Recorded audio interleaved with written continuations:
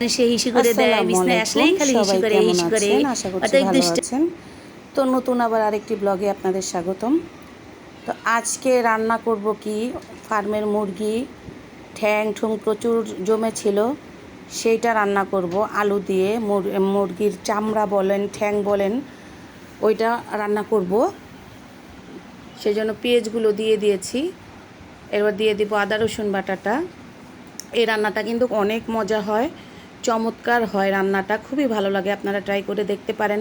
অনেকে কী করে মুরগির ঠ্যাং ঠুং ফেলে দেয়, ফেলে না দিয়ে এভাবে করে দেখবেন। তা আমি এটার মধ্যে পানি দিয়ে হলুদের গুঁড়া মরিচের গুঁড়া দিয়ে দিয়েছি।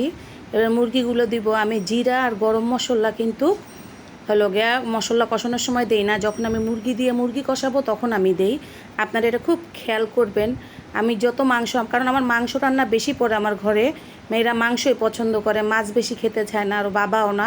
এই জন্য বেশিরভাগই আমাদের মাংস রান্না করা হয়, মাংস আমাদের ঘরে থাকবেই।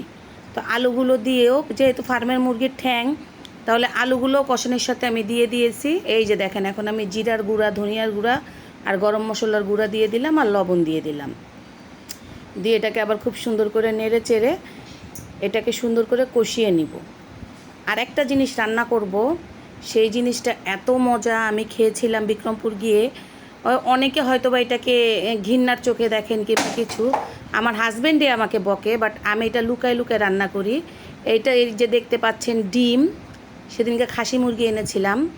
তো এই খাসি মুরগি এনে এই যে ডিম সিদ্ধ, হালকা সিদ্ধ করে উপরের চামড়াগুলো আমি ফেলে নিয়েছি।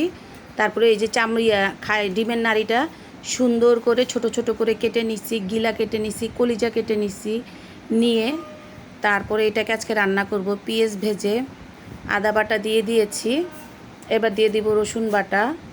তারপরে এইটাকে একটু ভেজে নিব। তা যা বলতেছিলাম, এই রান্নাটা কিন্তু খুবই মজা, চমৎকার। আপনারা একবার হলেও ট্রাই করবেন, যে এত মজা লাগে খেতে। হলুদের গুঁড়া মরিচের গুঁড়াও দিয়ে দিলাম। এটা যেভাবে মনে করেন যে মাংস যেভাবে কষায় সব মশলা দিয়ে, সেরকম করেই কষিয়ে নিব। এবার আমি প্রথমে নাড়িগুলো আর গিলাটা দিয়ে দিব, দিয়ে এটাকে সুন্দর করে কষাবো। এই যে জিরার গুঁড়া, গরম মশলার গুঁড়া, লবণ কিন্তু আমি এটার সাথে দিয়ে দিলাম। দিয়ে এখন সুন্দর করে এইটা কিন্তু অনেকক্ষণ কষাতে হবে, মানে প্রচুর পরিমাণে আস্তে জালে, খুব আস্তে আস্তে অনেকক্ষণ কষিয়েছি আমি। এবার ডিমটা আর কলিজাটা আমি দিয়ে দিয়েছি। দিয়ে আরেকটু কষিয়ে একটু পানি দিয়ে দিব। পানি দিয়ে তারপরে এটা সিদ্ধ হওয়া পর্যন্ত আমি ওয়েট করব। আপনারা একবার হলেও ট্রাই করবেন যারা পছন্দ করেন।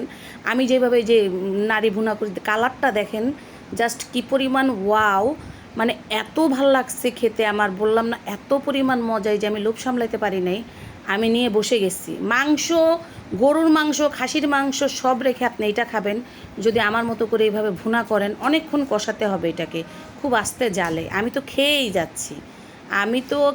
যাচ্ছি, একটু লেবু চিপে দিয়ে নিয়ে আমি খেয়েই যাচ্ছি। আমার হাজব্যান্ড পছন্দ করেন, এখন কিন্তু আমার হাজব্যান্ড জানে না আমি কি রান্না করছি। মনে করছি কলিজা আর ডিম রান্না করছি, আমার হাজব্যান্ডকে দিচ্ছি।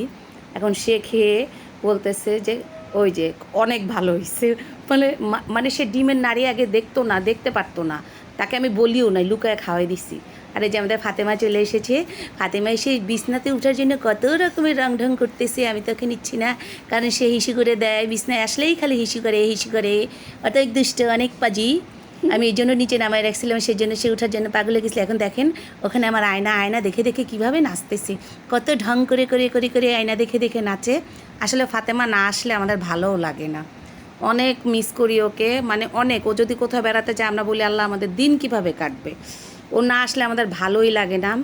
তো আমার এক মেয়ে চলে আসছে পড়ার থেকে, ছোটোটা, মেজোটা আর বড়োটা এখনও পর্যন্ত মাদ্রাসায় আছে। তো বিকালে কী খাবো, ওই জন্য বার্গার নিয়ে আসলাম। 4টা আনছি, 3 মেয়ের জন্য 3টা, আমার জন্য 1টা।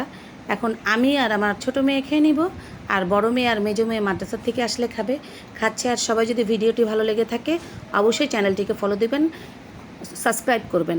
আল্লাহ হাফেজ।